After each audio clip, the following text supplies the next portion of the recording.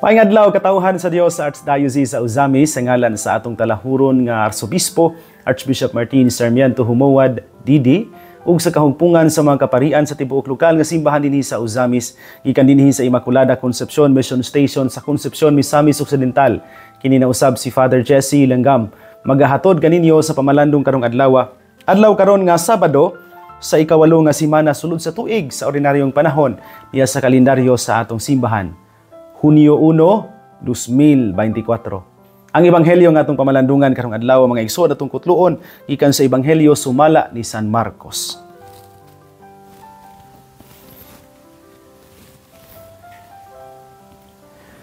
Unya namalik sila sa Jerusalem. Samtang naglakaw-lakaw si Jesus sulod sa templo, nangadto kaniya ang kadakuan sa mga pari, ingon man ang mga magtutudlo sa balaod ug ang mga punuan sa mga Hudiyo ug nangutana. Unsa maimong katungod sa pagbuhat niini? O kinsa may naghatag kanimo sa maong katungod? Miingon si Jesus kanila. Mangutana ako kaninyo og usa lang ka pangutana. Ug kon makatubag kamo, tug-anan ko kamo sa akong katungod pagbuhat niining mga butanga. Tug-ani ako. Diin man gikan ang katungod ni Juan sa iyang pagpamunyag. Gikan ba sa Dios o gikan ba sa tao? Unya nagtimbang-timbang sila sa ilang itubag kaniya ug nag-ingnanay. Unsa may atong isulti? Kung moingon kita nga gikan sa Dios, musumbalik siya pagpangutana. Unya ngano man nga wala ka mo mutuo kang Juan. Apan kung mutubag kita gikan sa mga tao, nangahadlok sila sa mga tao, kaya ang tanan nagtuo man gayod nga si Juan tinuod nga propeta. Busa mitubag sila kang Jesus, wala kami masayod. Ug miingon si Jesus kanila, nan dili ko usab kamo tug-anan sa katungod ko pagbuhat ni ining mga butanga. Mga igsoon, ang ebanghelyo sa Ginoo. Daygon ikaw o Kristo. Mga igsoon ko din ni Kristo maayong adlaw pag-usab kaninyong tanan. Mga pangutana alang sa pagpamalandong sa ebanghelyo karon. Una, kinsa ba alang nimo ang dunay lawom nga katungod sa pagbuot sa kinabuhi nato adlaw-adlaw? Ang akong tubag ra gyud mga igsoon wala lain kun dili ang Ginoo. Og ikaduhang pangutana, kung ang Ginoo man gani ang atong giisip nga dunay gahom o otoridad katungod sa atong kinabuhi, ato bang giila kining maong gahom ug katungod ni Jesus sa atong kinabuhi? Importante kay di mga igsoon nga matubag nato ning pangutanaha. Do we allow Jesus to be the sole authority that governs our life? And everything that we do, samtang niya patan ining kinabuhi. Diya sa ebanghelyo, human nga gibadlong ni Jesus o giabog ang mga nagnegosyo sa templo, nigawas man siya sa syudad, niya nibalik pagkasunod adlaw. Now, samtang naglakaw siya, pagkasunod adlaw, naglakaw-lakaw siya, gikumpronta siya karon niining mga iskriba, niining mga magtutudlo sa balaod, ug ni mga kadagkuan sa mga Hudiyo. And notice here, they come to Jesus not really to know Him, but to confront Him. Ironic kayo, no? Tungod kay si Jesus sa ebanghelyo nga nag-precede niya ng ebanghelyo igo raman nga mipadayag siyang otoridad o gahom mahitungod no sa pagdumala sa templo sa Dios. Nga ang templo sa Dios dili angay himuon nga merkado tungod kay balay kini sa Ginoo. So what happened? Iyang palagpot, gipalayas, gipapahawa ang mga namaligya didto mga negosyo sulod sa templo. Now, the Pharisees, the chief priest and the elders of the people of Israel, remember nga kini silang mga tawhana, mao ni sila ang mga nagtuon sa balaod ni Moises. And they are so kanang expert sa balaod ni Moises nga bisan litra por litra ila nang gitun-an pag-ayo. But here's what's ironic nga naman. Sila nga mga batid sa balaod ni Moises, wala man hinuon mutahod sa gahom ni Jesus o sa iyang autoridad. Nga si Jesus man unta kadtong gipanagna sa karaang testamento. Sa mga pinulungan pa ni Father Nazer sa amuang klase sa revelations ganyan to. Promised and prophesied. Tulo man na, nalimot ang usa-usa. Promised and prophesied in the Old Testament. Now karon, diha sa New Testament, diha naa na si Jesus katong gi-promise o gi-prophesied na fulfilled. Now, akong malikon, ironic kayo, sanglit, gusto sila nga maila sa mga tao nga dunay otoridad sa balaod ni Moises. Apan ang balaod ni Moises kailang gitun-an, nagtumong man aron nga mailhan nila si Jesus nga maoy katumanan sa maong mga balaod. Pero balikon ako, the confrontation today proves to us that they do not really want to know Jesus. Gusto lang nila nga makit-an og sayop si Jesus aron ila siyang ikasumbong ngadto sa mga otoridad aron pagpatay kaniya. Mga igsoon ko diha ni Kristo, akong balikon ang pangutana. Giila ba nato ang gahom ug katungod ni Jesus sa atong kinabuhi? Karong panahona, timing kayo, sanglit. Napukaw ang tibok nasod nato, no? Sa issue on divorce, sanglit. It's, I think, approved on third reading, no? Approved na, no? Sa Kamara. And mga senador, particularly si Senator Jingo Estrada, naghimo na siya og kanang iyang kaugalingong murag survey ba, no? Kung kinsa ang mubuto, yes, for the passing of divorce law, kinsa putong muno. Yeah. Tunga man to sila, no? Sa post sa Twitter nga ako nakita. Yeah. Daghan kayong mga nanggawas ng mga opinyon. Nagkadaiya lang, no? And I think all of them are valid, provided nga naa sila insaktong ilahang kaugalingong mga rason. Daghan nga mga klase sa kining debatable nga mga opinions. But the teaching of the church remains the same as it is. Dili mo tugot ang simbahan o mudawat ang simbahan o I don't know kung say correct nga term ana, no? Canonically or sa balaod, no? Sa balaod nun. Ang simbahan dili gyud mo suporta sa divorce. Tungod kay ang simbahan nagpreserbar man sa kaminyoon, the sanctity of marriage as indissoluble nga di gyud mabugto hangtod lamang sa kamatayon sama sa mga panumpa nga ibungat sa mga magtiayon panahon sa kasal. Hangtod ang kamatayon mobulag kanamo. But again, balik ko na ako, daghan kayong mga reasons nga mogawas mutumaw nga ilang ikontra nining maong pagtulunan. Well, akong balikon, the church clearly states it stands on its words nga ang simbahan dili gyud mo suporta sa diborsyo sanglit kini mahimo lamang dalan alang sa pagkagunob sa pamilya ug sa kaalautan sa mga sakop sa banay. And dunay daghang mo question kinsa gunang simbahan, no? Nganong mag-apil-apil man sila anang mga ingon ani nga mga matters, no? Mga legal matters. That it's not only about the church. It's about what Jesus tried to teach us. Maybe daghan tingali kay mga possibilities nga kinahanglan debatihonon pagud kayo, no? Mahitungod sa mga possible nga mga amendments ug uban pa no nga mga i-provide nga provisions ining maong balaod. Pero lahi na sad siya nga tanawunon. But akong balikon, kining ang pinaka dakong lugukan gyud nga pagtulunan sa simbahan nagtudlo kanato no, nga dili gyud mo suporta ang simbahan sa diborsyo. Dunay daghang mga paagi unsaon nga matabangan nato kining mga problematic na no nga mga marriages.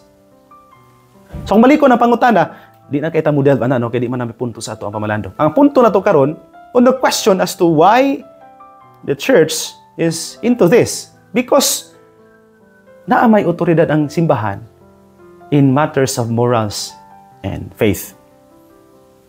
Whenever the soul of a person is endangered because of something, then the church arises to defend it. At the same time, to help it towards the right direction.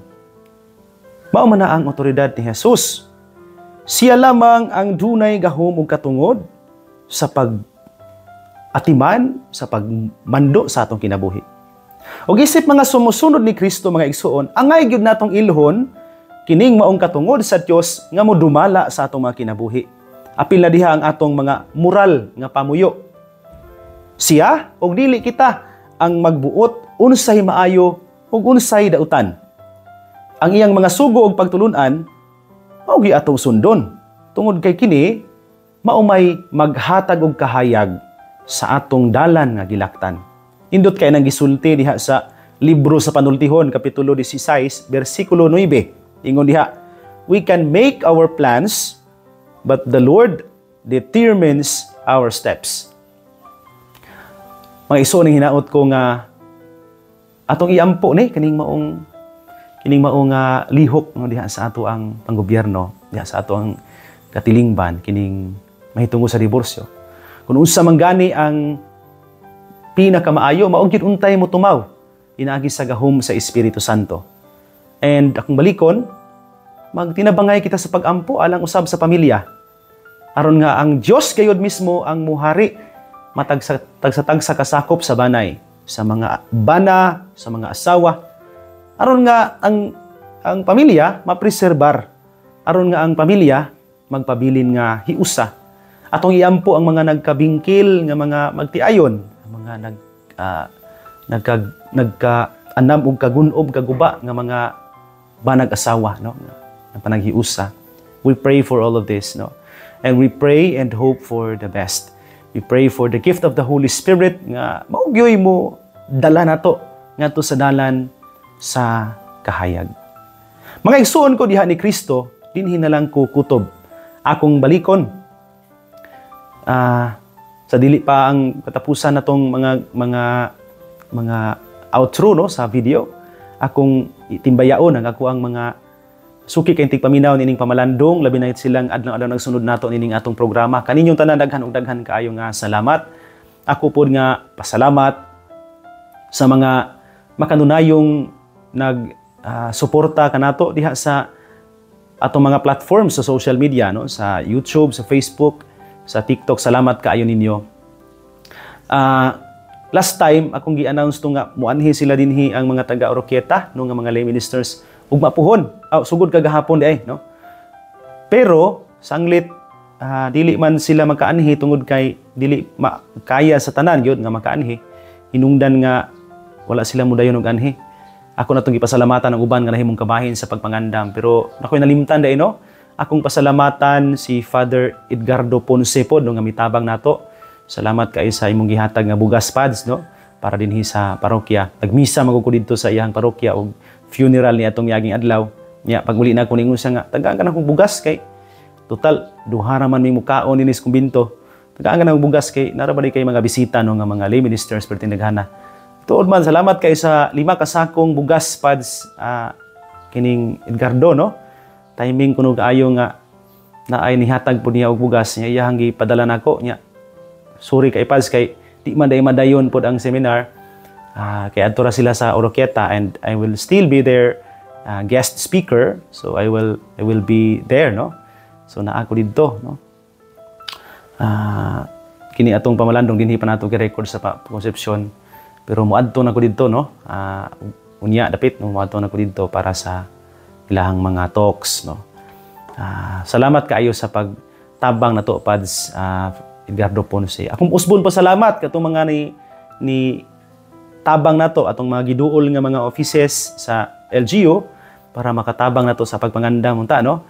Kang Mayor Jesse Vinia, salamat kaayo nay sa imuhang pagkamaabi-abihon o pagka-matinabangon kanunay sa atong mga panginahanglan sa simbahan. Ug sa pundok sa mga SB members, salamat kaayo. Salamat kaayo kang ato pong chief sa fire, no, kang Chief Umadhay. Salamat kaayo sir sa imuhang pagtabang nato pod pinagi sa pagpangandam og tubig, no, kay to siyang giadto nga atong hulaman ang iyang fire truck, no, para makahuwad og tubig no sa ato ang tangke. Nya ni tando sad siya dayon pero again balik ko nako wala siya ma-post truth kay di man madayon pod kanhi ato ang mga bisita. Salamat kaayo. Ako pod nga pasalamat sa mga individual nga mitabang nato labi na gyud kang Ate G Bulando, kang Ma'am Joy Imbol, no, salamat kay Ma'am, no, sa inyong mga tabang nato para sa parokya sa pagpangandam no atong maong kalihukan. Akong pasalamat pud sa mga ni volunteer nga mutabang nato sa pagpangandam no sa pagkaon unta sa mga bisita, kang Ate Girlie Hinutan and family, kang Ate Grace Aranas and family, kang Ate Elma Burungan and family, kang Kuya Ayan Singkunyege, kang Sir Nel Kahoy, kang Kuya Jaime Lumakad, sa mga sakop sa choir, sa Legion of Mary, pinanguluhan ni Ma'am Rovilin Ikaw, sa Sacred Heart of Jesus, hindi sila untaang ni volunteer nga mutabang nato sa pagpangandam, no? Sa pundok sa mga batanon, pinanguluhan ni Ma'am Jeneline Luquias, sa mga altar servers, salamat kay ninyo, no? Ako po nga ipaabot ang akong congratulations sa mga mugraduar karon, no?